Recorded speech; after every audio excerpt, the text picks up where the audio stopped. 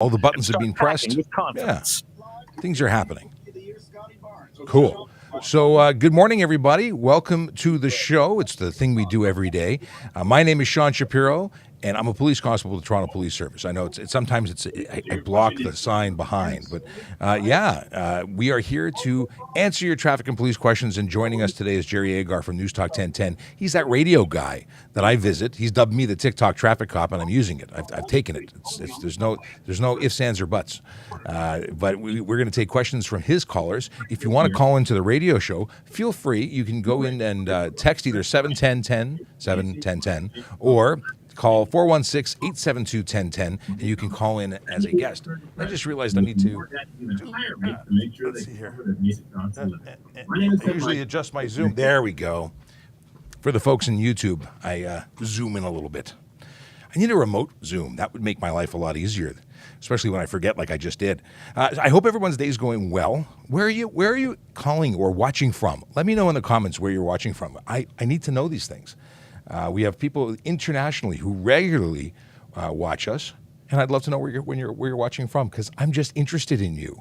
I just want to know what you're all about. And if you're not already aware of this, we are broadcasting on multiple platforms. So that means we're on TikTok, we're on Instagram Live, we're on YouTube, Twitch, Twitter, LinkedIn, Facebook. We're everywhere. If we're not somewhere, let us know where we should be. Snarky comments excluded. Or maybe it should be only snarky comments. That would make it more interesting, wouldn't it? There are lots of things we're talking about today. I know Jerry's got some stuff and things that he wants to discuss.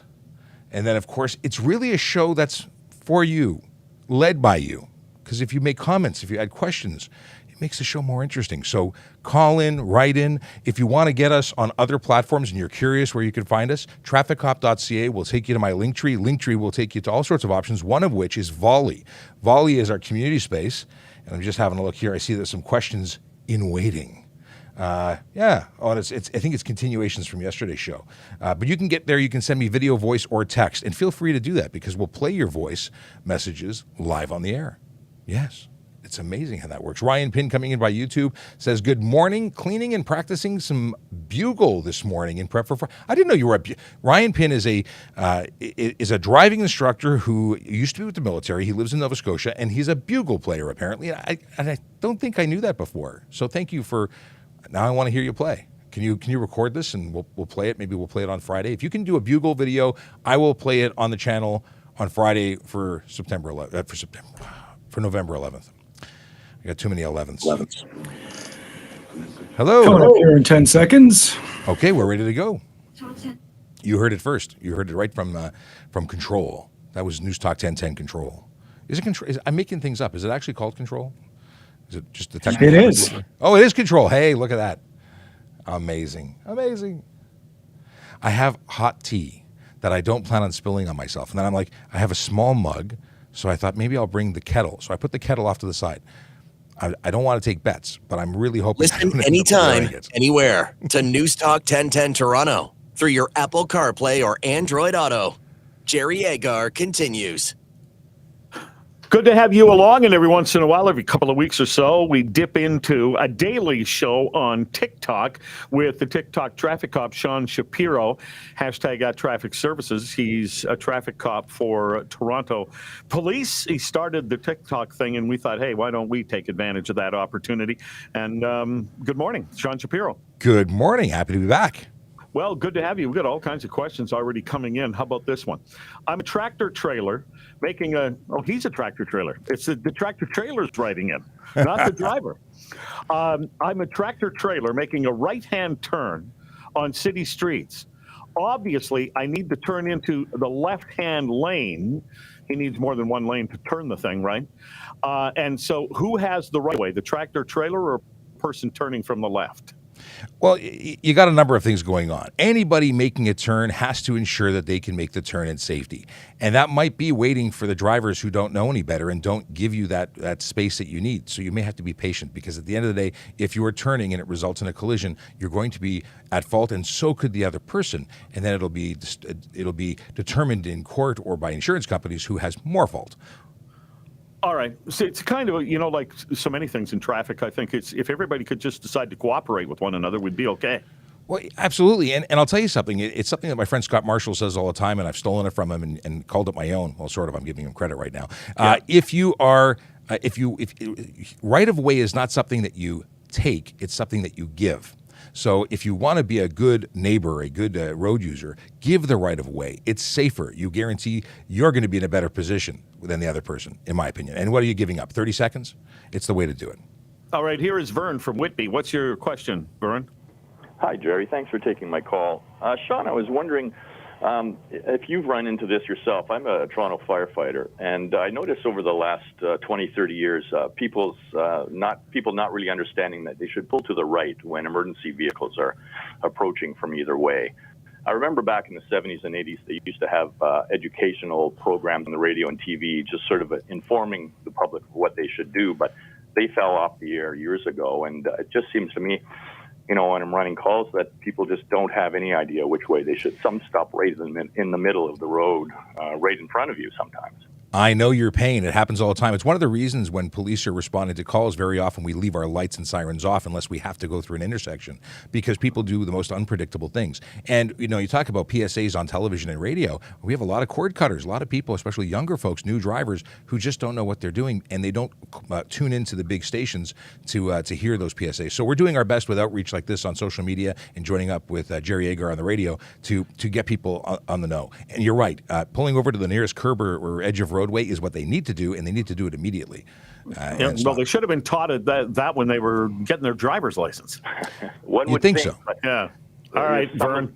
Sometimes they stop right in front of you, and they just don't seem to have a clue. So hopefully the government gets behind a little more advertising with that regard. Yeah, Vern, I've seen people. I saw this happen just recently on Burnham Thorpe, where there was a fire truck coming with lights and sirens going and everything, and there were people who were insisting they had the right of way in front, and the truck had to literally stop at the intersection and wait for people to go through.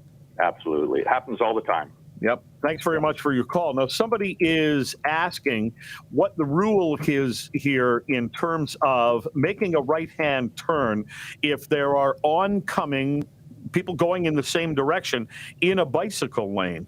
Do you have to wait for the bicycle to go all the way through before you can turn and cross that lane? Well, it's funny you bring this up. We've been talking about bicycle lanes a lot recently, and it depends on the construction. If you have a bicycle lane that is truly a lane what's it called?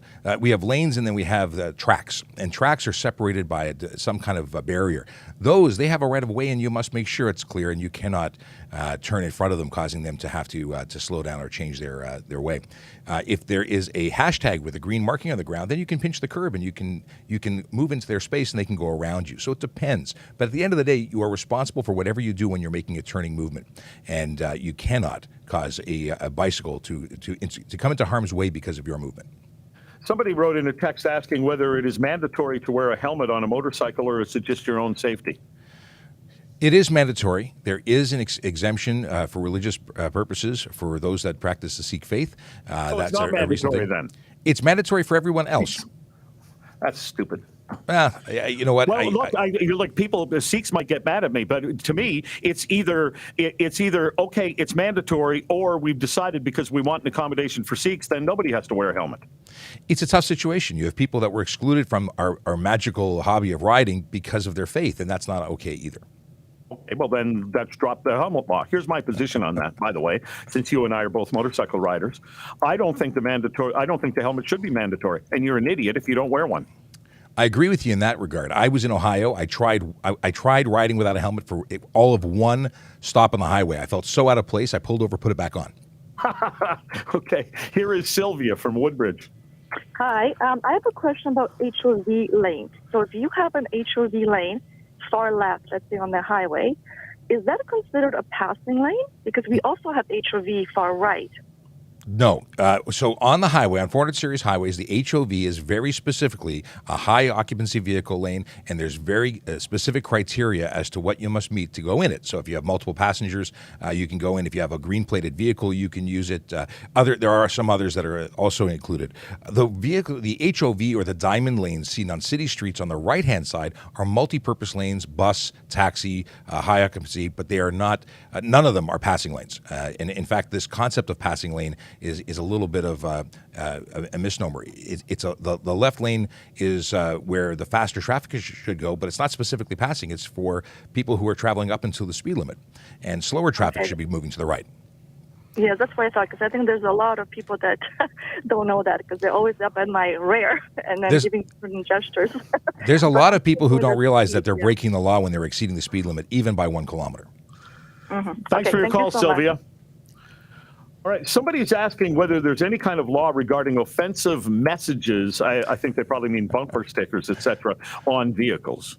You know, I'm not aware of any specific law. If it was something that was based in hate or racism, I think that would be something that could be followed up on, but it's not a specific Highway Traffic Act offense that I'm aware of. I know that the ministry won't let you have an offensive license plate, but there's no law that I'm aware of, and I'll have to look into it further.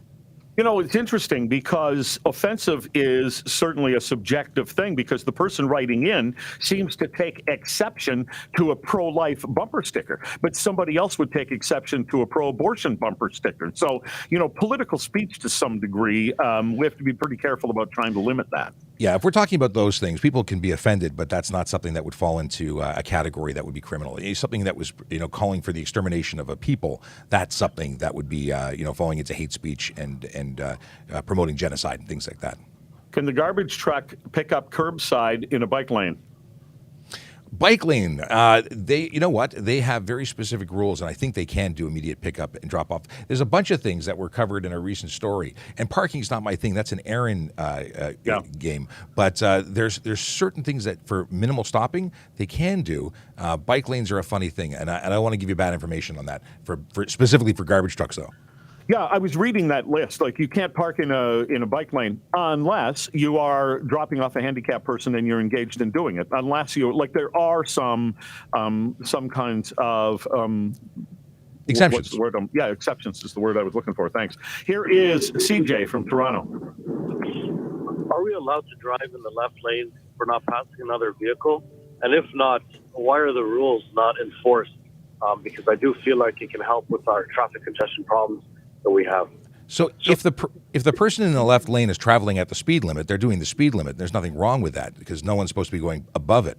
Now, if you're traveling under the speed limit, you should stay to the right, and you can be charged for unnecessary slow driving if you're impeding traffic, and that's a problem when someone's doing 20 under in the passing lane, as we often call it, in the left lane. It's an issue, and there are tickets that are issued for that. All right, thanks very much for your call. We're going to continue with your calls here. Sean Shapiro is on TikTok every day talking to people on traffic questions. We dip in every couple of weeks, and you still have an opportunity here up until 10 o'clock at 416-872-1010, toll free 877-518-5151, and you can text me at 71010. Sean will answer your question on the iHeartRadio Talk Network. And we'll put them off the air so you don't have to hear them. I'll just listen in the background in case I get a cue. Awesome. Thanks to everyone who's listening, who's watching. So great to have you here. If you don't know who I am, my name is Sean Shapiro. I'm a police constable with the Toronto Police Service, and I do the social media thing to help give you the information you want and need. If you don't already follow us, please do. And please share it with your friends, because sharing good information, they'll just love you all the more for it. If you want to call into the show, you can certainly call into Jerry Agar Show, 416-872-1010, and that is how you get onto the phone board so you can actually talk to us live. You can also text in 71010 and he'll read your question and we'll talk about it. Now, you can also, of course, ask us questions, use the Q&A function. That's what we'll be doing probably right after this chat, because we have so many questions. Let's see here. We've got okay. I got a bunch of questions. We'll pick one when he comes back, because he always says, what's TikTok talking about? So we'll do that. If you have questions on Instagram, use the Q&A function. TikTok, use the Q&A function. YouTube, Twitch, LinkedIn, Facebook, you can just make comments like Ryan and Q have done. I see them all in one place. If you're on Twitter, I apologize in advance. Your questions do not get through. So use our Linktree Traffic Services to find our other platforms. Join us somewhere else so you can get your questions heard. And of course, if you're on our Linktree, you can also join our Volley Space. And that is a place where you can send me video, voice, or text, and we would love to hear from you. If you send me a video or voice question, I will, of course, play it on the air. I call it the air. Is it still the air when it's just TikTok and social media? But now, I've been introduced to all of this fantasticness of radio, and now I always say the air. So let's see here. Tyler says you have an amazing radio voice. It sounds like I sound like Alan Cross. You know, I've heard that before. Thank you very much, by the way, Tyler. I appreciate it. It is. I keep having to look up Alan Cross and listen to it. And of course, I don't hear what you're hearing because I sound different to me than I sound to you. It's that whole bone conduction thing. We all sound different to ourselves. Have you ever recorded yourself speaking, played it back for yourself, and went, "I can't believe that's what I sound like"? Well, that's what happens, at least for most of us. I'm pretty used to my voice. That being said, but comparing it to somebody else's is and Q agrees with Tyler that I sound like Alan Cross. So, a question for everyone out there: do I sound like Alan Cross, or is there somebody that I sound like more? Yeah, I don't know. Big things happening today. There is a competition that I've been competing in for a number of months now. It's called Radio Star 22, and it's an international radio talent search. It's not because I plan on leaving you, but it is an interesting thing to compete and challenge yourself to do new things. So I submitted myself as a contestant, and I've been participating in challenges, and I made the first cut into the top 25, and then so on and so forth. And now we're down to the top 5, and today they announce who wins. So I'm waiting. I'm waiting to find out. Did I win? Did I not win? Either way, I feel honored to have gotten to this point because internationally, I'm the only Canadian in the competition at this point, so it's really cool. On Air Coach is the company that's putting on this Radio Star 22. Hold on a second, I have to mute somebody because they're using memes for what is this? They're using memes in order to there we go, mute. Entire life. Bye bye. So I'm competing against all sorts of people from around the world, and it's fantastic. Really looking forward to finding out what happens. Okay. We have questions. We have some silly questions. We have some great questions. Those people that are asking political questions, I don't get involved with that stuff. That's not what this is about. Let's see here. Oh, apparently I have a deeper tone than Alan Cross, but I wonder what makes me sound like him then. Is the way I pronounce things? I don't know. My enunciation? We'll see. Okay, we have people looking for tips. We have people looking for all sorts of stuff. And we'll be back very shortly with Jerry Agar once again. We had a comment saying, I hate slow drivers. What is a slow driver to you? What constitutes slow? When so many people are traveling 20 and 30 kilometers over the posted limit, is a slow driver just a law-abiding citizen who follows the law and doesn't exceed the speed limit? Because I can see and do see a lot of people claiming that that's slow. When I travel at the speed limit, people pass me like I'm not even moving, which is scary because I don't think they understand just how much damage they'll do upon impact. A collision occurs, it's a bad day at the office. Someone says, drop a gear and disappear. Yeah, we know lots of people like you. Drop a gear and disappear is fun until you get arrested, isn't it? And that does happen. And we're coming up. All right, here we go. We're back with Jerry. I say that, and then there's silence. No, we'll be back up in just a few seconds. This is Jerry Agar. And I am joining the TikTok traffic cop in his regular daily broadcast on TikTok at Traffic Services. Sean Shapiro is a traffic services officer for Toronto Police. And let's go right back to the phones here, Sean. Here's Jim Kelly from Ajax. What have you got? Hey, how are you? People tailgating. I do highway. I've been a transport driver for 33 years now. People's driving has got atrocious. Tailgating or following too close, okay? It's just gone nuts these days. People don't realize transports are governed in Ontario to 105 kilometers an hour. And people are constantly tailgating them and tailgating each other in my car. I drive 105 to 110 on the highway in my own personal vehicle, and people will actually get so close to me. If I ever put my brakes on, they're going to rear end me. All right, I got the question, Jim. What's your answer, Sean? The answer is there is a charge called follow too closely. It's $110 and 4 demerit points, and we lay the charge. It's terrible, and you're right. The quality of driving has gone down considerably, and there's lots of reasons for it. People are just waiting longer and have less experience when they're behind the wheel, and some people are coming from other places and don't have the same rules. But it would be nice if people were more cooperative and friendly on the road. Yeah, but part of the problem there is if you try to be a responsible driver and have the 2 seconds or something in between, somebody else says, "Well, there's a gap," and they they go into it, and then all of a sudden we're not at any kind of reasonable distance anymore. People talk about going the right speed and getting rid of slow drivers. But if we were just courteous, left space between vehicles, encouraged and used zipper merging, we would get places a lot faster. It's a lot of the stop and go because of speeders that slow us down. I've said to you before that at 5 o'clock in the morning, the traffic's zipping along sometimes at a pretty good speed on the Gardner coming into the city. Mm-hmm. The other day, I saw some people have pulled over, and I thought, well, number one, police are out there. Number two, what were they doing? Well, yeah. We have vehicles out in our fleet that are unmarked. Sports cars, we have trucks, SUVs, family vehicles. You don't know what's out there, and you pass the wrong one while you think you're getting to work a little sooner. You're going to slow your day down a lot. It's going to get expensive, too. Here is David from Brampton. What's your question, David? Thank you for taking my call. Just wanted to know, for the front headlights, is it supposed to be only white? Because sometimes I see cars with blue, green, even red lights up front. Well, it's absolutely illegal to have red light to the front. The only two colors in Ontario that are permitted are yellow and white. That's it.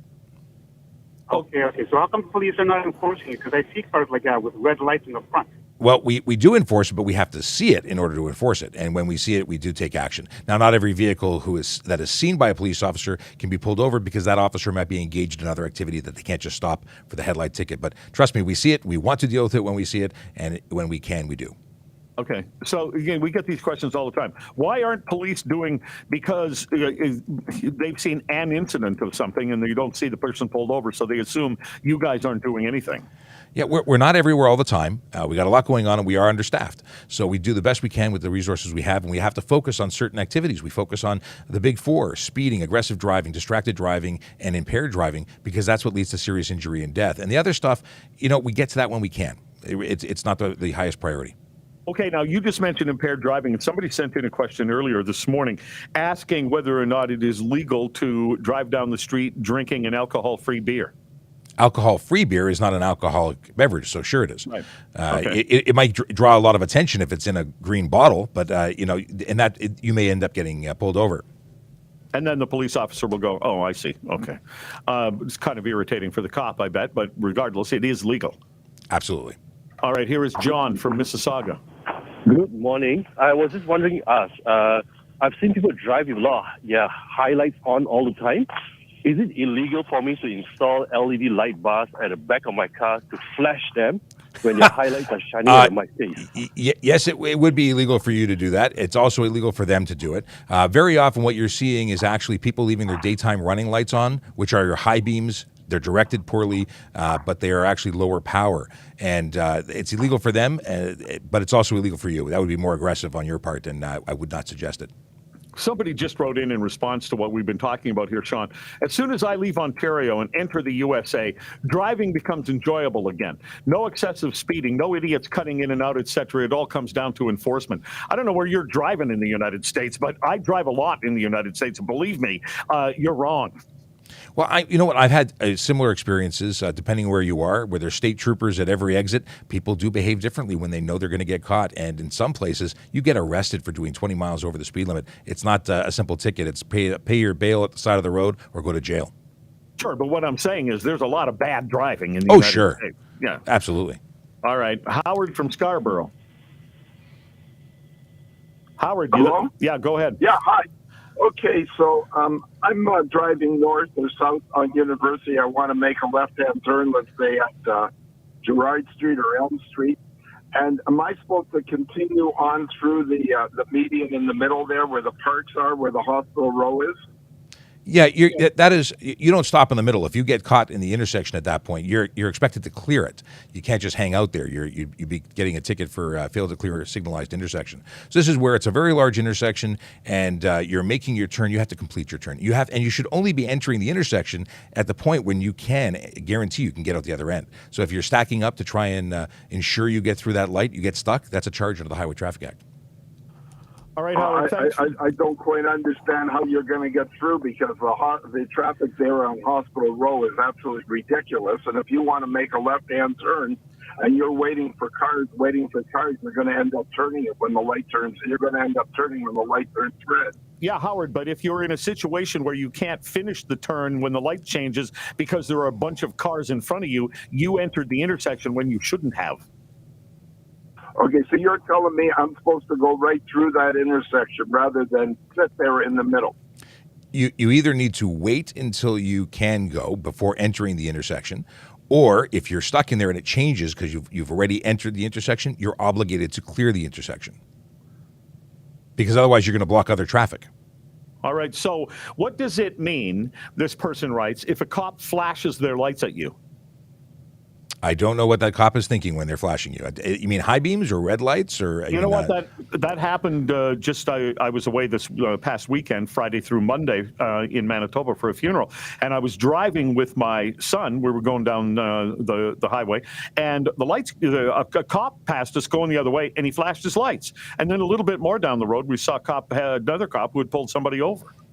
That might be a secret communication that I'm not aware of. I couldn't predict or explain what that person was thinking or doing when they did it. There's no button for momentary flash, buy donuts or something. I don't know what it would mean. Buy donuts. You said it, not me. I know. Here's Dan from the beaches. Go ahead. Hi, I'm in the beaches right now. I actually commute from Whitby every day into Toronto for work. And my question is there some protocol? I drive on the 401, and there'll be a minor fender bender off on the shoulder. The OPP's taking care of it. There's a tow truck there. There's 3 fire trucks blocking 3 lanes of traffic, causing a 20-kilometer traffic jam. I know that it's a revenue source for them because when they arrive at a scene, they request the insurance of the vehicle so they can collect from the insurance company $750. Okay, I got 30 seconds. What's your question? I want to know why they have to block 3 lanes of traffic for a minor fender bender on a biggest highway in the world. They block the road to keep people safe while they're busy clearing that road, and how many strokes are they causing and stress? All these people sitting there being late for work. Well, I'm kind of with Dan on this one. You know what? I don't know what the scene looked like, and I can't tell you what every scene looks like. When I'm on scene and they're blocking the roads because I've asked them because we're busy working and we need to be safe, and not everybody slows down and moves over as they're required to by law. So they'll block those lanes to ensure the safety of the people working, and as soon as we can open it, we do. We'll talk again on the iHeartRadio Talk Network. Always a pleasure. Okay. We will say goodbye to Jerry and crew, and we are back to you. It's all about you, and we're in the Q&A. That was a busy one, and boy, that chap was really not happy about traffic. Big collisions, small collisions. At the end of the day, fire, police, we don't know if there was fluids on the road. There's so many factors as to why the road stays closed longer than people would like. But it's just the deal. It's just what happens when it comes to traveling in a big city. Sorry to say. So many people get upset. It's frustrating. Nobody likes sitting in traffic less than me. I got to tell you, there is absolutely no question. Now, I want to talk to you about something now that it's just us again. Let's have a quick chat about Vision Zero Enforcement Team. Yes, the men and women and officers of the Toronto Police Service who are engaged in traffic enforcement to make the roads safer for everyone. They do it by issuing tickets, not hugs. Oh, yes. It's tickets, not hugs. And why? Because they want to change the behavior. They want to stop people from driving in a way that leads to serious injury and death on our roads. And they're doing an amazing job at it. Not everybody likes getting tickets. But you know the surefire way to avoid a ticket from those folks? Don't break the law. Best tip I could ever give you. Want to avoid a ticket? Want to avoid increased insurance rates? Want to avoid scratching your car in a collision? Want to avoid hurting? There's so many things you could avoid by just following the rules. Yeah. Now, being attentive and paying attention and being a good driver, in addition to following the rules, a whole separate thing. Okay, where are they today? Because we tell you where they are every day, and you can watch that on any of our social media platforms. In fact, Facebook, Instagram, and Twitter get daily posts telling you exactly where our team is going to be. A lot of officers doing focused enforcement. Today, they're in 11 Division and 42 Division. That means that those roughly 18 people are playing in Junction, Weston, High Park, Roncy, Malvern, Agincourt, Milliken, Rouge, Scarborough area. They're out there, and they're making a difference because people who live in those areas want to be safe. They deserve to be safe. And the people who are choosing to make it unsafe deserve tickets. So it may not be something that you agree with. However, it is what it is. All right, let's get to more of your questions. So much to talk about. There's so many great things happening. It's a good day. I like it. Not to mention the fact that I get to go to a restaurant that I was sick and tired of because I went there too often after things reopened. It's a buffet, and I'm going back there today with some friends and family, and I'm looking forward to it. I'm a little excited. Yeah, not gonna lie. All right, Ryan Pinn says people being late is not priority when there are vulnerable people on the road at risk. Absolutely, someone being late for work is no reason to speed.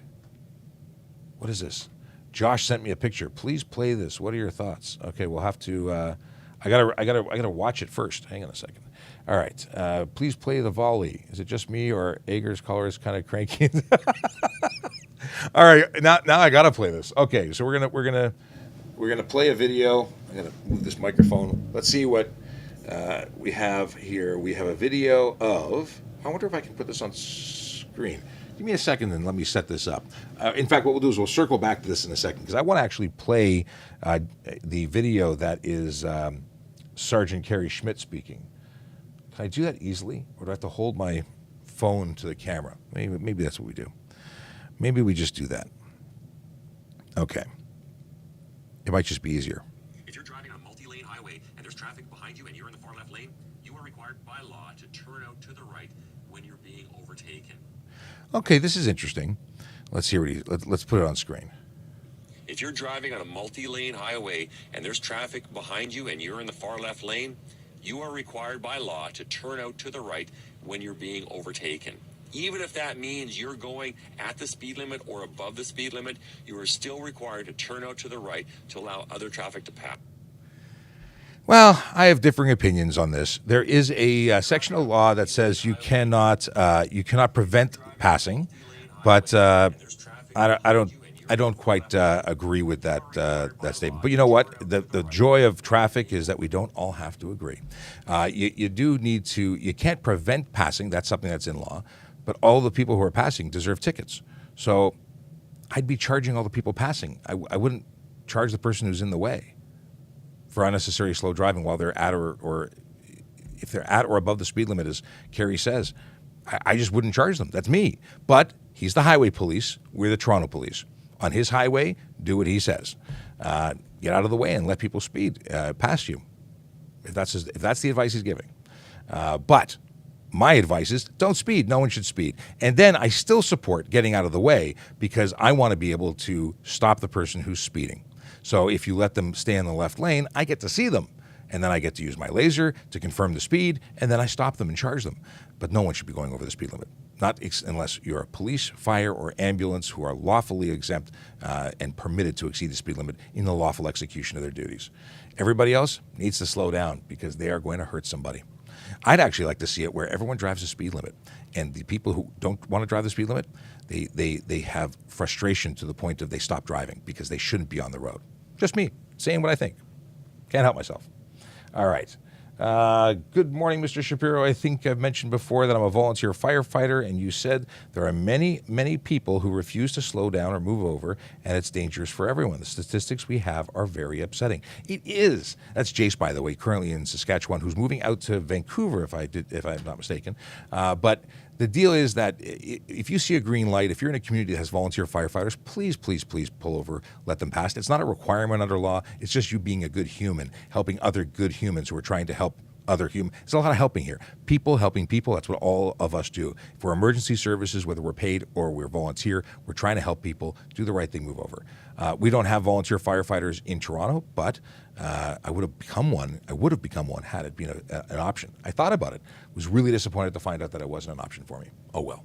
I always wanted to know what it was like to drive a fire truck.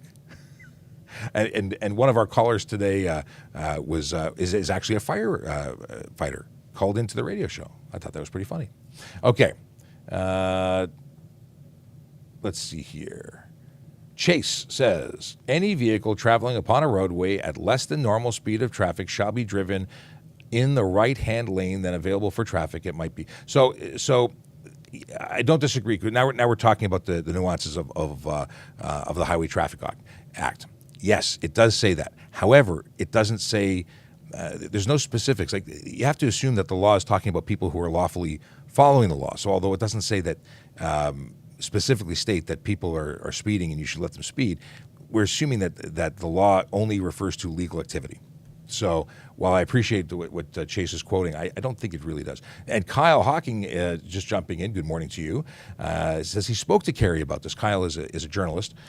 He spoke to Kerry about this a few weeks ago and is concerned with people going faster and begin weaving through traffic and make the roads more dangerous. And absolutely, you're right on this, and I agree from that respect. And I have a number of friends with the OPP, and we've had this discussion, and that is the concern. By you not pulling over, these bozos who are speeding are now going to pass you on the right, and it creates an unsafe situation.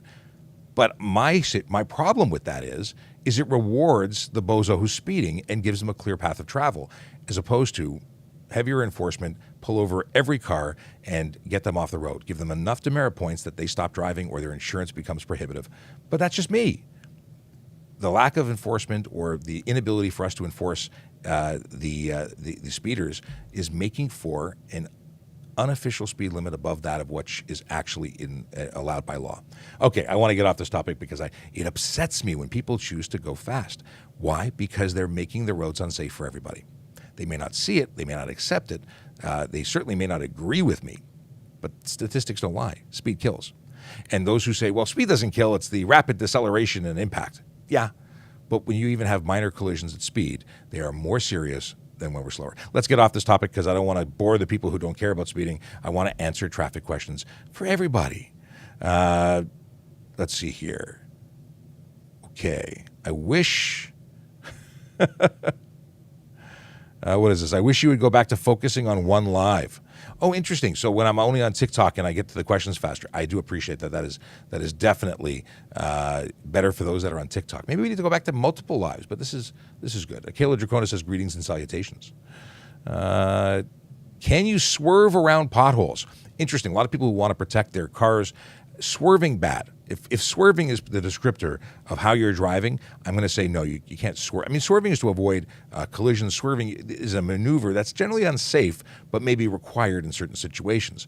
If your swerving results in a collision or even careless driving charges, potentially putting people at risk. Slow driving and slowly maneuvering around a pothole, much better. Yeah. Because swerving is a high-speed maneuver, bad. Is it specifically illegal? Depends. I say that because there's no law that says thou shalt not swerve. But the swerving means you're making an unsafe maneuver. Okay. What is this? Can I use my Newfoundland license in Ontario? Is that what we're going with, NL? I'm terrible with acronyms today. If you have a valid license that's issued in a province in Canada or a state in the United States and in most places in the world, then yes, you could. Good morning. Oh, it's Ashton Stein, my favorite Manitoban, coming in saying that I'm his favorite officer. Hi, Ashton. It's been a while. It truly has been a while. I don't think I've heard or seen of you for a very long time. Josh says... Josh says, thank you. Thank you for the thank you, Josh. I don't want to read everything because I've been told I'm taking too long. I've got to go faster here. And you know what? And I can do fast. But then people say, why are you talking so quickly? Slow down. Okay. If U-turn sign posted, can we make 3-point turn? No. A U-turn, although generally depicted as a single maneuver, 3-point turn is still going to be a U-turn if you're obstructing traffic and doing this change of direction unsafely. Go and make a safe move. Do it 150 meters beyond that sign where it's lawful again. It has to be safe to do it. Otherwise, you're looking for a ticket. Okay. You know what? It's interesting. The already not busy Instagram is even less busy today. I'm just not a fan of the gram. I'm sorry. It does weird things. Yeah, 3 people watching, but we're here for you, for the 3 people. I'm not against you, but I do have an issue with the platform. I don't get it. Maybe I will one day, but I don't get it now. All right. Oh, Oh, Ashton has moved to Alberta. So now he's my favorite Albertan. He wants me to clarify and specify. And where's my Q&A button? Hang on, cancel. There we go. So I stand corrected. I have to remember that because, when I met Ashton, he was a Manitoban. All right. We covered this one. Let me remove it. Why am I getting interference suddenly? Go away, interference. Top of my tires are, what is this? The top of my tires are going 2 times the limit. Interesting. Is it hard to get into Canada with a DUI? If you are trying to visit with a criminal conviction, Canada can refuse entry, and the United States can refuse entry to Canadians trying to go the other way. Criminal convictions do make it difficult for people. So the best thing is to do is avoid it. Love from Australia. We have Winfield Golds. Hello to Australia. Thank you for the love. We have family. I have family in Australia, so it's always nice to hear from down under. And I was talking about going to Australia next year. There's discussion that I might be in Australia for November. Possibly, maybe, we'll see. What is this? Do you have to signal in a turning lane? Yes, you do. You need to signal every movement of your motor vehicle. Boom, boom, boom. The criminal conviction is DUI for marijuana in Australia. It's the same thing here. Well, I shouldn't say that. Oh, you're saying marijuana is legal in Canada now, but the use of it during the operation of a motor vehicle is illegal. So you can consume marijuana if you're not driving in most situations. There's obviously rules around it, but if you're of age, it's now legal. So I wonder, is that not the case in Australia, and they just charge you with DUI even if you're not operating a motor vehicle? Because I don't know how to interpret your comment. What is this? Why is the G test so tough now? Is it tough? I thought it was getting easier, not harder. So I can't comment because I was under the impression it was far too easy. And that's, yeah. My tea is less hot than it was 45 minutes ago. What is this? Do cops appreciate the thin blue line? Well, the thin blue line is a concept suggesting that all that stands between, good and bad essentially is a thin blue line protecting the good from the bad. It's being misused and misinterpreted, and I don't know what context you're asking about, but just in terms of the origin of it, it was the suggestion that the police were the only thing protecting the good people from the bad, from the evil. So in that respect, I think it's a great message. Now, the way it's being perverted to suggest other things is not the meaning that I derive from it. Okay. Oh, my goodness. 2 mattresses strapped on car roof. Is that legal? Depends. People lose their minds when I say depends, but it depends. It depends on what your means of attachment are. Is it secure? If it's secure, then it can be legal, but it has to be secure. What's the test for that? Rated straps. You can't lose it, otherwise it's an insecure load. If it's not properly, like people use string, not a secure, not a rated means of attachment, not secure. I would charge you. I'd pull you off the road. It's unsafe. Bungee cords, not secure, not safe. And then I've seen people who actually put straps in their windows. I've seen people driving. You can't see my hands because I'm on a vertical video. YouTube saw me being ridiculous, but I've seen people with their hands holding a mattress on the roof. That's insecure load. Obviously, your hand will not do very good to secure it to the roof when you're, making impact to the vehicle in front of you. Okay. Eric Jessen wants to know: Can you fight a driving without consideration, even though the roads were wet and my truck kicked the rear end out and I got it back under control? Are you doing stunt driving? There's some missing words here. You got no text limitations on volley, so you can ask me in full sentences. But it might just be you typing too quickly. So if you just slid your tires out for a second, that's not necessarily stunt driving. The officer may interpret it as that. They can charge you based on it, but you might have a defense in court. That's up to you how you proceed. But if you were driving down the road and your back end kicked out and you were essentially driving sideways, drifting down the road, that, my friend, would be stunt driving, and I would support that in court, and I would have a good time describing, because you should have just slowed down. You regain control, you pull over, you drive normally. But if you're doing a kilometer like that or 500, there's reasonable and unreasonable. It depends on what was being observed by the officer. So, yeah.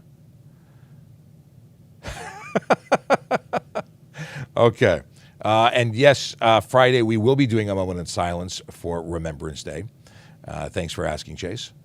And yeah, I don't, is there a joke that I need to understand with, okay, so Chase is giving me a daily reminder to do a traffic jam with Kerry Schmidt. We are doing something where we were talking about it on Monday when I saw him. We are going to do something. I'm trying to set up an actual date in advance of our winter driving messaging that's coming out. We're going to do a podcast together. What's my favorite vacation destination? The family-friendly version of me is Disney. I love cruising. That's my favorite place to go and my favorite place to cruise with. That's not an endorsement of them as a company. I got kids. They like the Disney stuff. And it's not just about me. It's about we. Dan Hills says, if we see an unsafe vehicle on the road or highway, who should I call? 911 or does anyone care? Tire coming apart, ball tires, race tires, something like a plastic part or fender coming off, or a wheel wobbling. Dan, fantastic question, and the answer is it depends. I hate telling. I have anxiety about saying depends, and now I get the Ryan Pin joke. But the deal is that if it's something that is imminent danger, people's lives are at risk, a tire's coming off, it's disassembled, it's going to result in a collision, and whether the occupant of that vehicle or the people around it are in harm's way because of that, it's 911, baby. It's 911. That is an urgent call for help. If it's something that the guy's fender is a little floppy, or it's you're concerned that you might be able to see the floor through their rust holes or what have you, that's a non-emergency call, in my opinion. Now, if you interpret it differently and you believe that is urgent response required, then fill your boots. Call 911. It's going to be your interpretation of the events. I can't tell you what. And how to interpret what you see. Obviously, if you see someone that you think is impaired, distracted and all over the road, truly could be having a medical episode, 911. But if you see somebody with tinted windows and you can't see them, yeah, it's against the law, but don't call 911 for that. That's not something that you should be doing. Okay. I've been updated from the CEO of No to the CEO of It Depends. I don't know. Once I start saying something, sometimes it sticks, and it's a problem. Though I want to stop saying it, I find myself saying it even more. Okay. What do we have here? Oh, silliness. The party never ends is sending apparently love messages. Okay. There's different rules. Are there different rules in different provinces? Yes, every province and state makes their own traffic code. In the Ontario, it's the Ontario Highway Traffic Act, and the rules may differ. Now, the broad strokes are the same. The basics of the rules of the road remain the same, which is how we are allowed to drive in other provinces, in other states, in other countries, because, again, driving is, for the most part, driving. Things about technical requirements for vehicles, tinted windows, license plates, mechanical things, emissions things, those are going to vary based on where you are. But and whether or not certain things may have a higher penalty in other places. But for the most part, it's the same. Can I drive retired cop cars? If you own one, if it's insured, if it's safe and, for the road. And if it says police on it, it's a problem. If it has lights and sirens, it's a problem, and you can be charged. Additionally, if you're posing as a police officer in any vehicle, you could be charged. The deal is that a police car, for the most part, is just a car. It has lights. It's still just a car. You take those lights off, it's back to being a car. When you say retired police car, there must be more to it that you're looking for, but I don't know what it is. Now, in certain provinces, they're making it illegal. I think is it Nova Scotia that's restricting the sale or purchase of retired police vehicles and equipment? So it might be prohibited there. But if you were registered elsewhere and traveled through there, it wouldn't be against the law. Anyways. Okay. What's the time frame from cannabis to driving? It depends on how long it takes for you to get rid of the THC in your system. Because obviously, if you have a 0 THC, 0 drugs, 0 alcohol requirement on your license, 0 is a very specific number. And if you're above it in any way, shape, or form, you're going to get charged. Ryan coming back, he's in Nova Scotia and saying that he thinks it's mostly about owning police uniforms rather than vehicles. I thought there was something about, maybe it's about having replica vehicles or having stickered up vehicles, which would be obvious. If you had a Toronto police car that said Toronto Police on it, you're going to have problems driving that around. And why would you want to pose as the police? Not everybody likes the police. And as a civilian posing as the police, you might find yourself in a bad situation. Right, and Ryan says you cannot make a police car look like a police car. But then is it a police car? Okay. Can you park on the wrong side of residential street? It's an offense unless you have, in Ontario, is it Ontario or Toronto? If Aaron was sitting there, I'd ask for confirmation. But I believe the exemption is if you have an accessibility permit. So if you have a wheelchair permit, you need access for safety, you're permitted to park on the wrong side of the road. Only with that permit. Otherwise, it would be an offense. And yes, I did know what you mean, Ryan. Let's see here. Bald and no tread left. If it's a bald tire and you think it's going to cause a collision, I think you should call. And Jace wants to know about race tires. Are slicks road legal? No, they're not. Race tires are race tires and they're only for the track. Okay. Yeah, no. I was going to say I have some great pictures of track tires that are spent after at Calabogie racetrack. I was up there visiting a friend of mine who's currently, I don't know if he's back from Paris yet, but Travis Hill Racing. We went up to check out some of the cars. You may have seen the TikTok video where I'm squished into a very small open concept. It's a project car. I don't know what it's called. It's a very fast Hayabusa based prototype race car. I can't remember everything he told me. There's a lot of information. Diabetes lover has lots. I hate to do this to you because you're entertaining, but you're spamming silliness. So I'm muting you, my friend. Are two-way stops just as four-way stops? What do you mean? It's first come, first serve, first to arrive, first to drive. Same situation. But if you have something else you're trying to get at, please be more specific. A little more specific. Do you have any advice for driving anxiety? I try to use best judgment, but people speeding around me, etc., stresses me out. I'm from Northern Ontario, but recently moved to the GTA. Well, welcome, first of all, Joel. And I can totally appreciate what you're saying. My father-in-law never drove on the highway. He hated it. He was terrified of it. So he didn't do it. And as a result, he didn't go anywhere. But he took the surface roads, took him a lot longer. You do what you can. Be comfortable. There's nothing forcing you to be on the highway. If you don't have to be there, take other routes.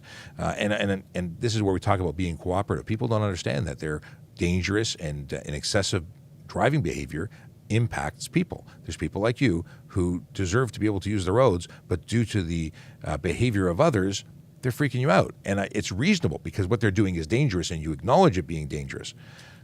But I don't have a device to make it better other than do your own thing, man. Slow down.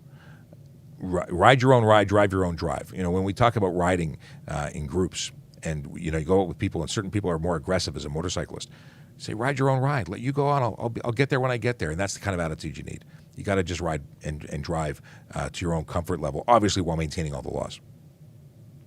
Why radar detector are illegal in Ontario but not in Saskatchewan? I think they should be illegal everywhere. I don't understand why anyone would make a radar detector legal.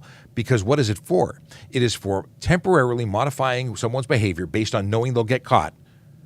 And then they get past the point where they see the police officer and go, I can drive like a bozo again. I can put lives at risk again. So why would any province, state, or country permit someone to have a tool that would basically mean they're going to speed with less concern about getting caught? It's silly. And I think the law should be changed, that they should be prohibited. And not only should you just lose the item, because we have search and seizure authority in Ontario for these items. It's a $170 fine and a 2 demerit point charge, but I think we should make that way higher because the person who has that in their vehicle is clearly choosing to speed and conduct themselves in a dangerous way. Now, there's also jammers. Jammers are also prohibited and fall into the same area of law. I like saying that. Okay. Let me go here and mute silliness. Can I have a shot of alcohol and still drive if I have a G? Well, you don't. You're getting into a little bit too wide of a question. Can you have more than 0 alcohol in your body if you have a G and you're older? than 21. So you have to be 22 and above, can have more than 0, but you have to have less than 0.05 to be able to legally operate a motor vehicle in Ontario, and you have to have less than 0.08 to avoid criminal charges. So 0.049 and below, although you can still be impaired, don't trigger a warrant range suspension if you blow. And additionally, isn't criminal, but does, 0.05 to 0.079, my God, too many numbers. That's a warrant range suspension. If you get one of those, you get a 3-day suspension. If you get a second one within 10 years, you get a 7-day, and it escalates. Bad things happen. You have to take some schooling and so on. When we get to 0.08 and above, you're going to get arrested. So at the end of the day, just don't drink and drive, don't drug and drive, don't drive impaired, however you want to word it. At the end of the day, it's not worth the risk. And like I said, impairment can occur at any point. So don't have alcohol in your system, because you might have, either have a reaction differently than your friends, and you may be more impaired than you think you are, even though your blood alcohol content is not above the legal restricted area, or the category of the range. That's the word I'm looking for. Infographic. Oh, okay.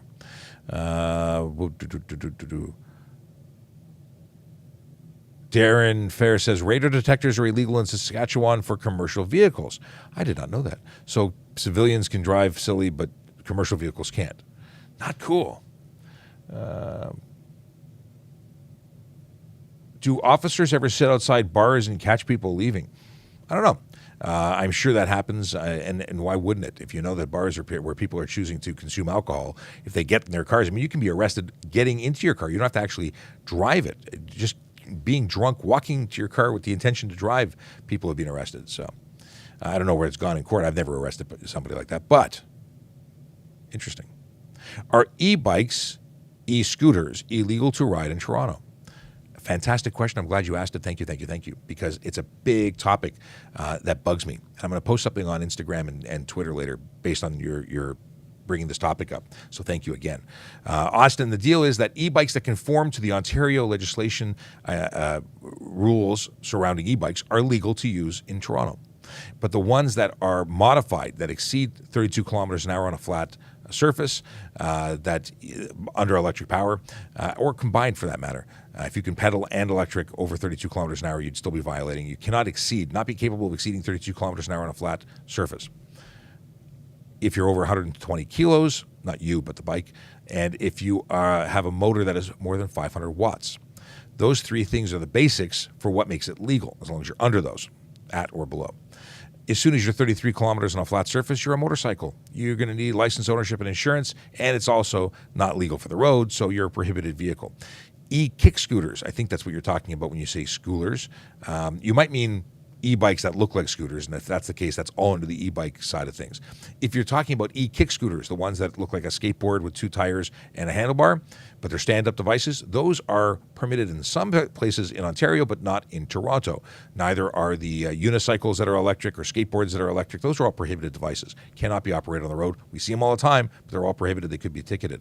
They're also being charged for unsafe vehicle when they're involved in collisions, because vehicles without steering or brakes or any kind of safety measures, well, they just don't qualify to be on the road. So those electric skateboards that can do like 40 kilometers an hour or 40 miles an hour, they're ridiculous and they shouldn't be on the road. The ones that are unicycles, I have some gruesome footage that I can't share with you, but I can describe as somebody getting hit and watching their legs go. It just bad day at the office for them. Those are unsafe vehicles for the road. And if you take an e-kick scooter that is covered in, like in Mississauga, they're legal. Ottawa, they're legal. You take that vehicle and the e-kick scooter, and you put a seat on it, instantly a motorcycle under the Highway Traffic Act, or a motor vehicle. I would describe it as a motorcycle. No pedals. It's not an e-bike. It's a seated device, no longer meeting the requirements under the pilot project that allows them in the opt-in or in municipalities that opt in. A user wants to know if they can. I don't even know how to describe what that comment said. Okay. What happens when a vehicle flees? Do you chase? Depends. I know. I'm the CEO of Depends today. I hope I get shares in the company because that they're a money making business. But the deal is, if someone takes off, it obviously escalates things to criminal, and depending on what the reason for the original stop or what's at stake and what the risk to public safety is at the time and place, yes or no, depends. Yes, I'm going to get a new. I'm going to come up with a new logo, or it's going to be me with like a package of Depends or something, because Ryan Pinn's sending a package of yeah, I can't help myself. Even if it's making fun of myself, I'm all over it. Okay. If you don't know who I am, and I've been blabbing for a long time without reintroducing myself, mentioning the fact that my name is Sean Shapiro and I'm a police officer with the Toronto Police Service, I go live on social media to talk about stuff and things that you want to know about.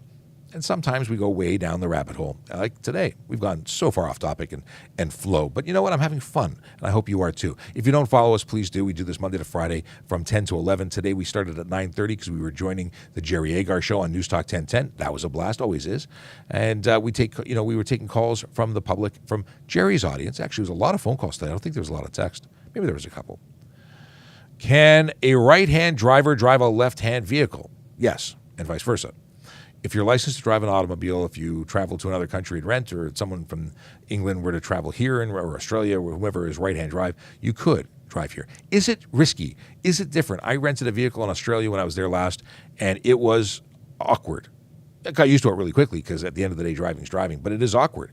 And I also rented a motorcycle when I was in Australia. When I was in Queensland, I rented a bike, and that's even worse because you need to, being in a car on the wrong side of the road, or wrong side of the car, you are reminded that something's different. On a motorcycle, it is easy to forget where you were riding, and you could have a close call. In fact, I remember a story at Americade when I traveled years ago, and a chap from Australia had shipped his motorcycle to I don't know where he flew into, but he was in New York State, and he, on the last day of the event, after riding all over the place, he drove into the wrong side of the road and was killed. So, very sad. What are the rules for kids in the front seat? Well, rules, there really aren't any. And I say that because it's not illegal for a child to be in the front seat.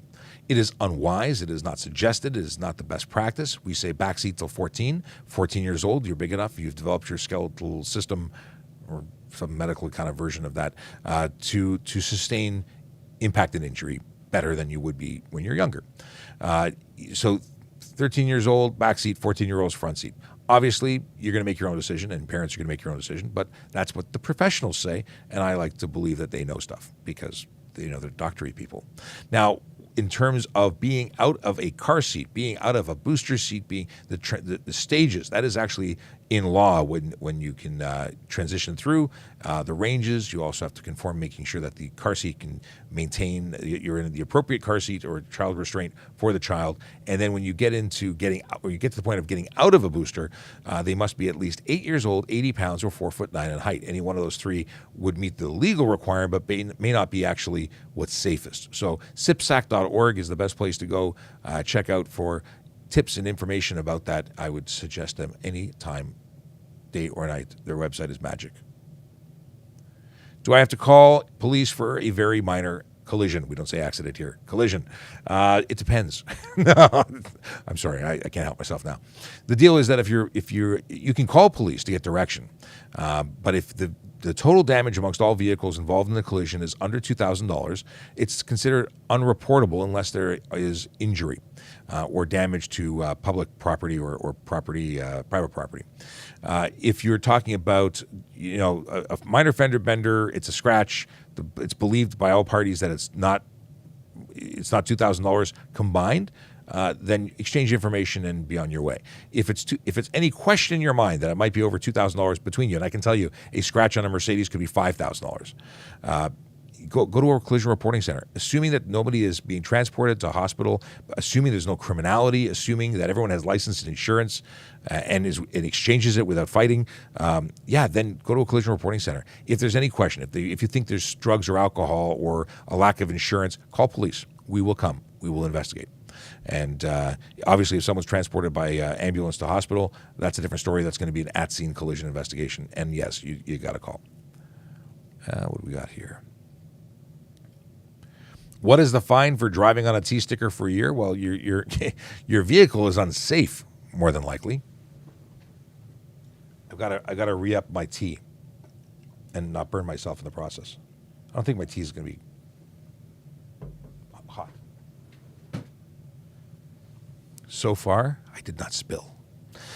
So if you have an invalid a license that is, or a license plate that is invalid, it's not valid. But when it's a temporary sticker, it's because you didn't provide safety, so your vehicle is unsafe.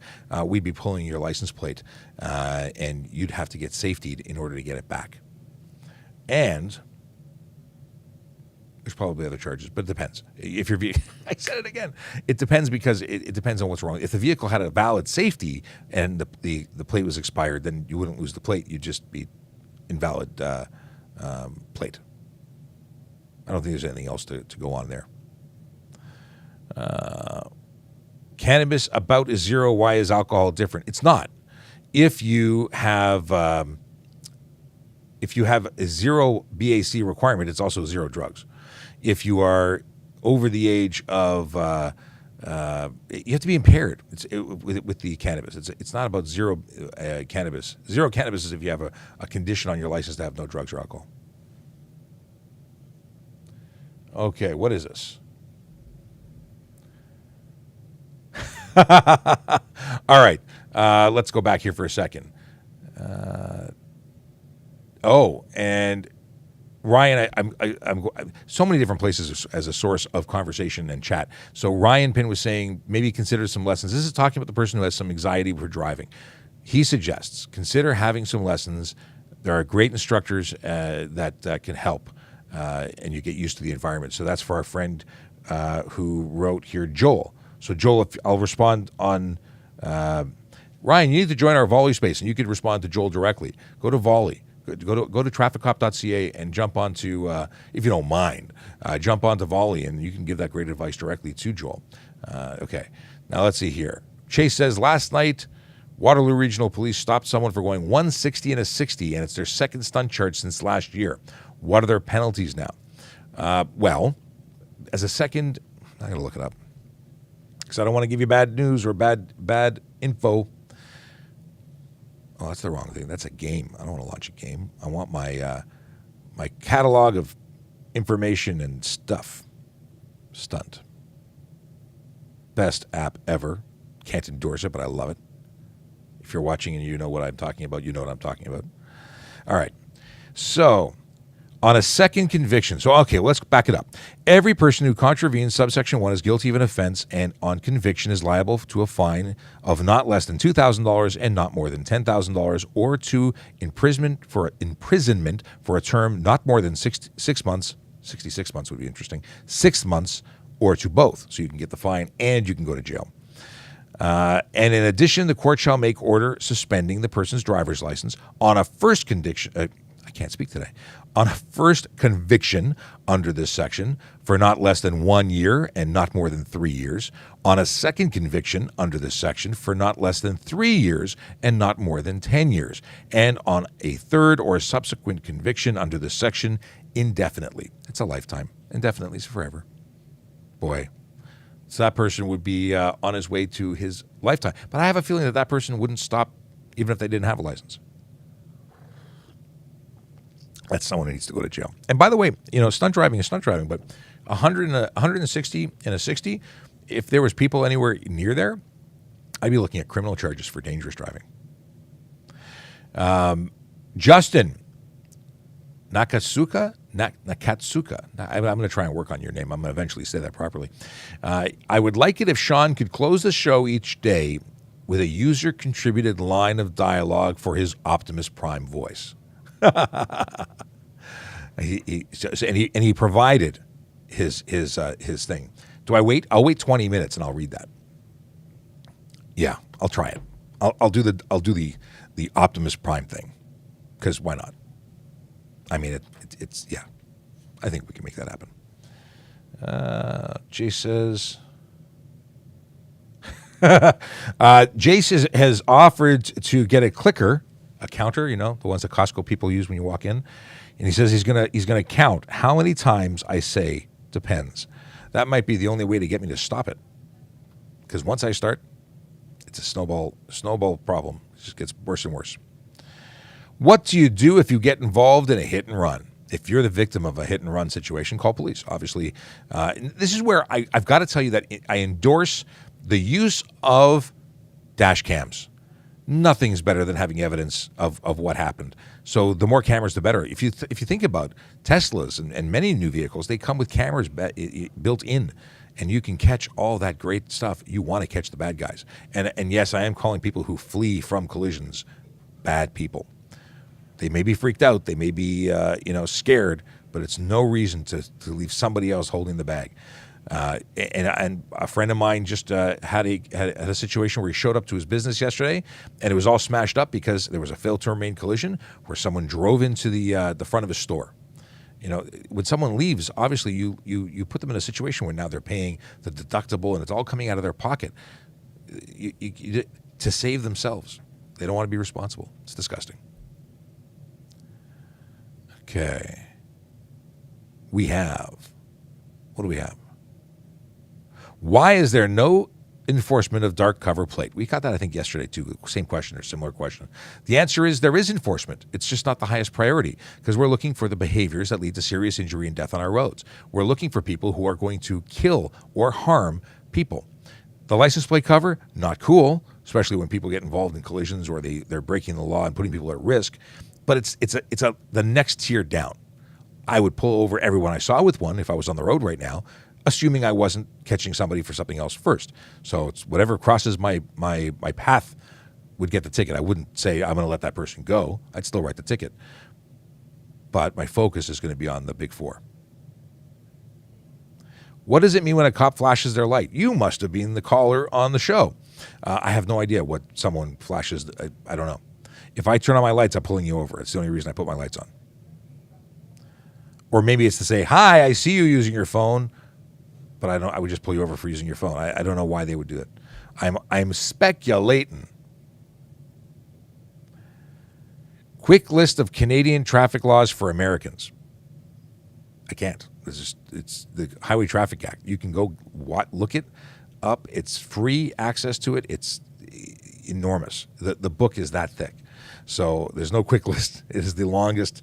It is a law book. It is misery. The fact that I remember so much of it is just because I've been tortured by it. No, I actually really like traffic law. It's interesting, but I've learned it because of continuously looking things up, because I've been involved with writing the tickets and fighting it and defending my decisions and my what's the word I'm looking for? My use of it in on the road. I needed to become an expert at it, so I did. And I read it a lot, and I still look it up because things change and develop, and I need to know. So I can't give you a quick list. It doesn't exist. How sure that cop wants me specifically to pull over? Usually, I'm directly behind you, and the lights are still on, and you haven't pulled over, and then the siren comes on. And then usually I'm waving out the window or pointing. And sometimes I'll pull up to the driver window. And as I'm doing this, I'm making sure that I remember exactly how many charges I've seen up until that point, because the one charge of speeding may also include your license plate cover and may also, you're escalating things. Pull over. When in doubt, pull over. You're just going to make your day worse by not. And chances are, or if we don't want to pull you over, we will get past you as quickly as possible. I'm kidding to some degree. We're only going to write you tickets for things you've actually done, but the could have been a ticket and a warning, but you increase the frustration level, you're probably going to get a lot of tickets and no warnings. What is this? We fish light to warn you when responding to another call. Do we? I don't know. I turn them on and go where I'm going, and I only turn lights on to get people out of my way. Traffic clearing. All right. Oh, I saw something happening here. I have a two-part question. Let's see here. Okay, Jay says, I have two parts to my question. For one, you have mentioned in the past that if my Saskatchewan vehicle visited Ontario, you could take my plates for unsafe vehicle. Why is this allowed if taking the plates is not practiced in Saskatchewan? And for part two, if you take the plates for someone with custom plates, are they able to get it back? Apologies for the long question. So the deal is that if you're operating a motor vehicle in Ontario and your vehicle is unsafe for the road, we need a way of preventing you from continuing to drive. it's, with stunt, we have the ability to impound your vehicle, take the whole vehicle, plates and all, but we need to ensure you stop using the plate because it shouldn't be on the road here. And those plates get returned to the ministry, and whether you get them back or not, I don't know. That's going to be something that you'd be dealing with your ministry, because they'll be returned to your ministry. We don't just seize them and hold on to them. They get returned through the MTO to your MTO, to your equivalent. But the reason we can take them is because we got to get you off the road. It's to prevent you from continuing to not follow the law. And just taking your plates, like, chances are we're going to avoid taking your plates. Like if it was tinted windshield and you're driving, it's unsafe because of that. Probably tell you to either about face and get out of the province or take it off your window right now. I'm speculating because I would just take your plates, but somebody else might give you an opportunity, because if it's unsafe, it's unsafe, and to me, there's no ifs, ands, or buts. How do you test if someone is high while driving? Well, there's a roadside device for marijuana. We have a roadside device for drugs. We have roadside sobriety testing by qualified officers. You do a battery of tests based on your performance. They will make a further demand for a drug recognition expert, or if it's believed that you're under the influence of alcohol, it would be a breath demand to bring you back to a breath technician. If you do a drug, if it's believed that it's drugs, and you do a little show with the drug recognition expert, they can actually narrow down with tremendous accuracy what family of drugs you're on. So there's a number of different ways.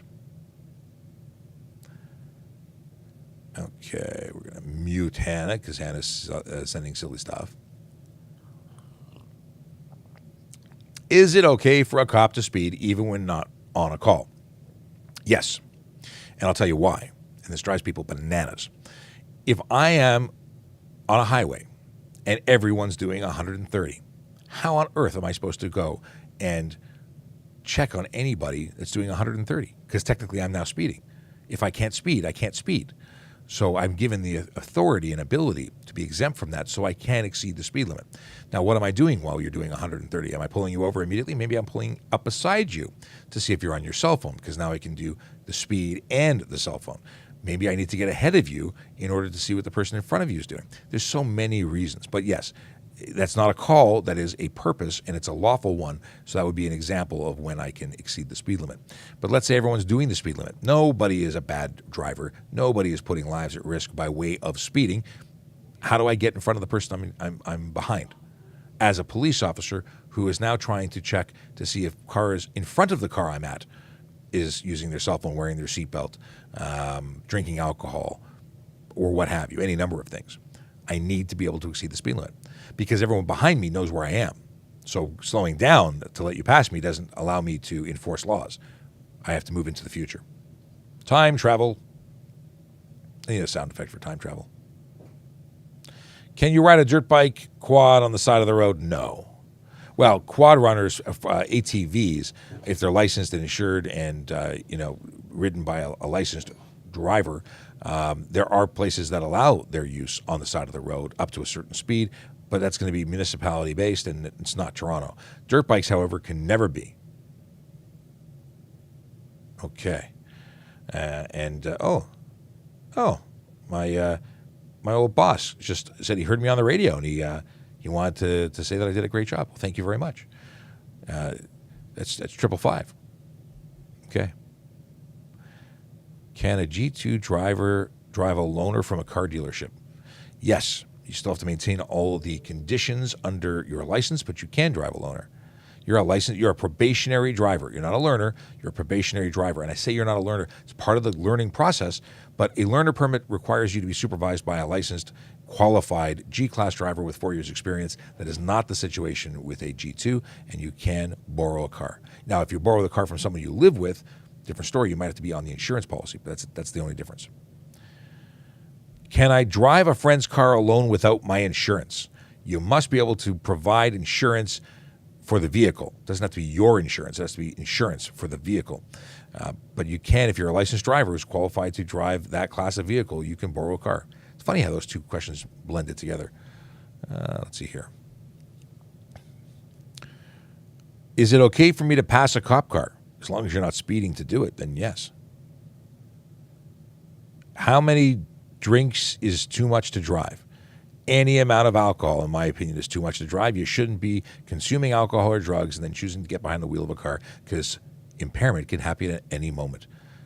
At any moment. Just impaired. Look at that. No, you can't. Everyone's different. Everyone deals with alcohol differently. One person may react poorly to alcohol. Somebody might react better. They may go to the bathroom and flush it faster than somebody else who takes longer. So I can't give you a number and a time frame because everybody is different. What is this? Ooh, what's your favorite cop character from a movie? For a long time, it was RoboCop. I liked that character when it first came out. That was awesome. Who's my favorite cop character? I love Commissioner Reagan from Blue Bloods. He's like the best police character from a movie. I don't know. I liked Riggs from what's it called, from Lethal Weapon originally, although not anywhere near what real policing looks like. I did like the character. It was fun movies until I realized he was not a nice person as an actor, as a human. Okay. I still like the character, though. Can you check your phone while being at a red light? The answer is no. Using your phone at a red light is still driving. Driving is when you cannot use your handheld communication device. You would be eligible for a ticket of $615 that would come with 3 demerit points on your first conviction. And $615 fine. Did I say it in that order? Or that? And yeah, don't do it. Suspension, too. You get suspension on conviction. 3 points, 3-day suspension. Biggest mistake drivers make after a collision. Thank you for calling it a collision, Diana. The number one thing that I think people do is forget to record all information. Like, take pictures. You got a phone. Everyone's got a phone now with a great camera. Take as many pictures as possible. Record all the data as possible. You want to ideally know who you were involved with. Get the telephone number of the person that you were involved in a collision with. And if there's any question as to value, before people make decisions to just drive away, if you think it's over $2,000, it's reportable. If there's anyone who's injured, a lot of people say, I don't want to go to the hospital. If you think you need to go to the hospital, go to the hospital. That's not telling you to go to the hospital all the time. Don't waste resources. But a lot of people walk it off and think they're fine, and they're not fine. But I think all of those things make up the worst things. Also, if you're in a collision, people are often in a rush to get out and walk around the collision. That is dangerous. Stay in your motor vehicle unless it's on fire. You don't be in a rush to get out of it. You want to look around, but you want to make sure the environment is safe around you. And first thing you do, in my opinion, is call police. That's just me. How do you report someone anonymous who is high? There's no anonymous reporting for high. You got to call police, and we're going to want to know who you are to make a complaint. You can make a report online, but truly, if you're concerned, I mean, you can call. Actually, you could call Crime Stoppers. That's anonymous. That'll work. Do you like driving? I love driving, and I love riding. I'm a motorcycle rider, and I've been driving and riding since I was 16. So yeah, it's a long time. I'm old. I love it. I wouldn't know what to do if I didn't ride. The only thing I want to do now is fly. I want to learn how to fly a helicopter. It's not going to happen, but I want to. Okay. In a roundabout, does pedestrian have right of way? Here is a funny thing that nobody seems to understand. Pedestrians don't necessarily have the right of way anywhere unless they're lawfully in the intersection. So whether it be a roundabout or a crosswalk, unless they're in the intersection lawfully, they don't have the right of the way. Pedestrians just walk up and walk into intersections. I got the right of way. Well, that's not the case. So if they're already in the intersection when the car arrives, they're lawfully there, they have the right of way, whether it be a roundabout or a crosswalk. But it drives me bananas when people say right of way. Nobody understands this concept, or at least you might, but most people don't. Who's at fault in a parking lot collision? The person who caused the collision. Now, people get messed up with this no fault thing. Truth is, you go to your insurance company afterwards, and they go to their insurance company afterwards, and no charges are laid in private property. However, I guarantee you what's happening behind the scenes is the insurance company is looking at the report and whatever video they can get, and they are determining fault on their own. And they, amongst themselves, are rating you and the other involved participants at different levels of fault. Yeah, it's a thing. Someone says, Ming says, why do cops not respect laws that they enforce? I absolutely respect laws that I enforce. And many of my colleagues will tell you that they don't write things that they don't want to write because they don't agree with it. That's not my thing. I write it all. But I also agree with it. And I focus on stuff that leads to serious injury and death. But we do respect it. And even if it's something that people don't personally agree with, we are employed to enforce it. So while some people don't write it because that's their purview, they decide that they don't enforce the things that they're sticky on. They don't think it's right. That's up to them. It's an individual discretion thing. But we absolutely have to follow the rules, and we're obliged to follow them. What do we got here? Is it illegal? What is this? Is it illegal to have necklaces on the rear view mirror? Technically, you can't have anything obstructing your view. Why would you have a necklace? But a tiny little necklace? If you had rope chains, if you had Mr. T stuff hanging from the rear view mirror, you might be obstructing your view. A necklace? Someone has a rosary on their rear view mirror. I wouldn't charge someone for that. I don't think that obscures your vision. Is it technically in the driver's view? Technically, but I think that's a stretch. Okay. What do we got here? Police talk on the phone, speed, and park illegally. Yes, Ming. And police are legally permitted to, by exemption from the specific laws that you've noted, they're permitted to exceed the speed limit, use their cell phones, and they can park illegally because they're exempt from municipal bylaws when they're in the lawful execution of their duties. So they're not breaking the law when they do exactly what you've just stated in your question.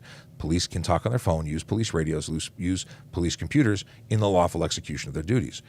Priority information is required for officer and public safety. There's a reason for it. Where in the law, an exemption is there. And there's other people who are exempt too. You know who's exempt from using their cell phone when they're driving? In an emergency, you are. There's exemptions that make sense. The laws were not written to give somebody more rights than another. The laws are written to make it as safe as possible while still allowing people to do the things they need to do to get the job done. That's why there's even exemptions for ham radio operators. If you're a licensed ham operator, you're allowed to use your walkie-talkie. Your handheld transmitter or transceiver is lawfully used if you're a ham. Why? Because those people are relied on for communication in certain situations. So there's an exemption for them. It's not just that cops do things that you can't do. I know it makes you upset, but the fact is there's an exemption under law. They're not breaking rules. They're given exemptions. All right. Let's see here. I got questions. Kayla says, I just spent 2 days at ITS Canada conference. Many panel discussions about traffic safety and technology. Wish you were there. I wish I was there too. Why didn't you invite me? Hey, Kayla, I'm disappointed. I wouldn't have been able to go, but it would be nice to have the invite, just saying. Okay. Now, the question, it's time to close the show, and I don't know if I've got it in me right now because I've been talking for an hour and a half, but Justin wanted me to do my Optimus Prime, and I will try. I no guarantees that it's going to come up as Optimus Prime. We came to social media to help humanity. I feel like we will prevail no matter the cost. TPS followers, transform and roll out. All right. I hope that works. Anyway, I've had too much fun. I always do. You guys are awesome. We'll be back tomorrow at 10 a.m. to do it all again. So 10 a.m. right here, wherever you're watching right now. And please follow, like, share, subscribe. You know all the business. Here's the traffic song. Actually, no, we're going to skip the traffic song because I got someone waiting to talk to me. And the traffic song's like a minute and a half. So see you tomorrow. 10, 9, 8, 7, 6, 5, 4, 3, 2, 1, 0.